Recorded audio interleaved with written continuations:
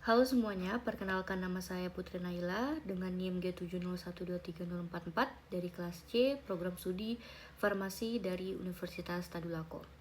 Pada video ini saya akan menjelaskan tentang hubungan struktur obat eritromisin dengan proses ATME, yaitu proses absorpsi, distribusi, metabolisme, dan juga ekskresi dalam tubuh.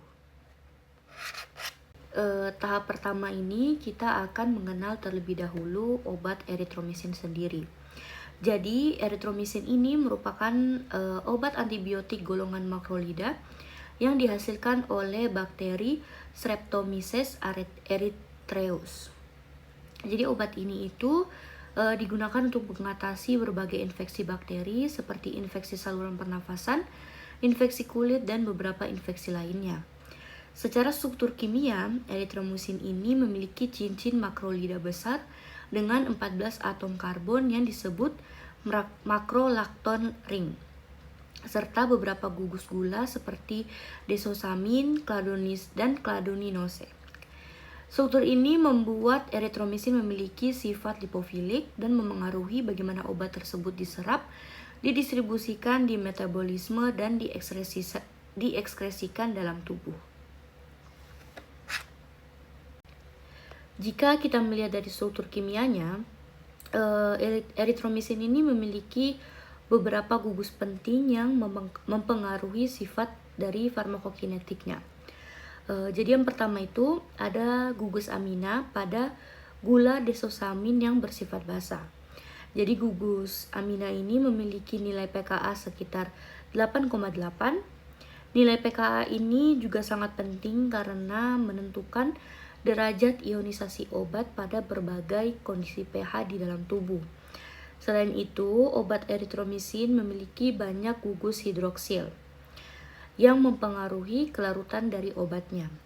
Struktur cincin makrolida yang besar juga membuat eritromisin bersifat cukup lipofilik sehingga mampu menembus membran sel dengan lebih mudah.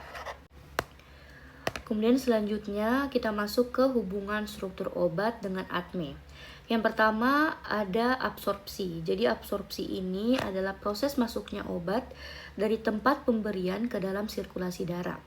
Jadi karena eritromisin ini seperti yang sudah disebutkan memiliki pKa 8,8, maka pada kondisi pH lambung yang sangat asam, obat ini itu dapat mengalami degradasi atau kerusakan.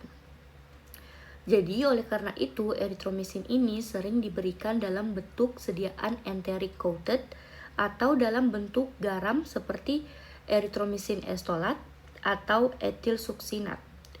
Tujuannya dibuat eritromisin sediaan tersebut adalah untuk meningkatkan stabilitasnya di lambung.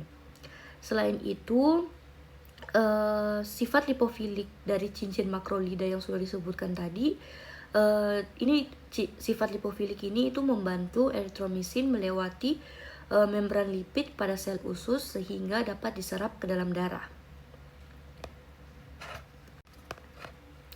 Kemudian selanjutnya adalah hubungan struktur obat eritromisin ini dengan distribusinya. Jadi sebelumnya kita harus tahu distribusi itu apa. Jadi distribusi itu adalah proses penyebaran obat dari darah kemudian masuk ke seluruh jaringan tubuh. Jadi sifat dari eritromisin ini yang sudah disebutkan yaitu lipofilik itu memungkinkan obat ini itu mudah menembus jaringan tubuh seperti jaringan paru-paru, tonsil, dan juga jaringan kulit. Jadi selain itu, eritromisin ini juga memiliki kemampuan untuk terakumulasi di dalam sel, terutama pada sel fagosit.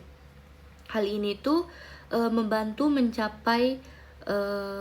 eritromisin mencapai lokasi infeksi bakteri dengan lebih efektif. Selanjutnya adalah hubungan struktur obat eritromisin dengan metabolismenya.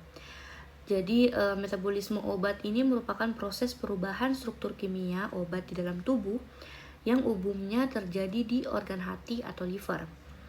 Jadi eritromisin ini sebagian besar itu dimetabolisme oleh hati oleh sistem enzim sitokrom P450, khususnya enzim CYP3A4.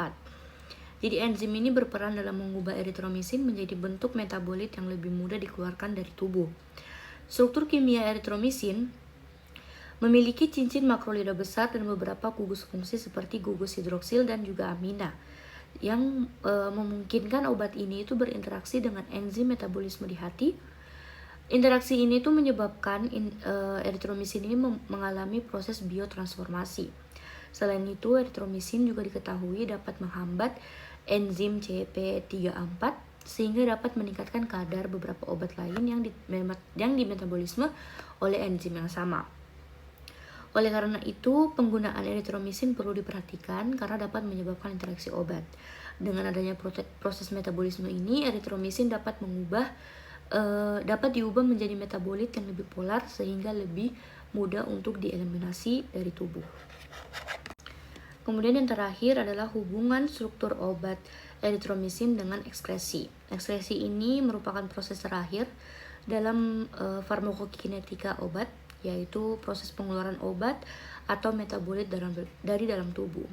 Jadi eritromisin ini diekskresikan melalui empedu yang kemudian dikeluarkan bersama feses. Hal ini tuh berkaitan dengan sifat eritromisin yang relatif lipofilik dan memiliki berat molekul yang cukup besar, sehingga lebih mudah dikeluarkan melalui sistem hepatobiliar dibandingkan melalui ginjal. Sebagian kecil eritromisin juga dapat dikeluarkan melalui urin, namun jumlahnya tidak sebesar yang dikeluarkan melalui empedu.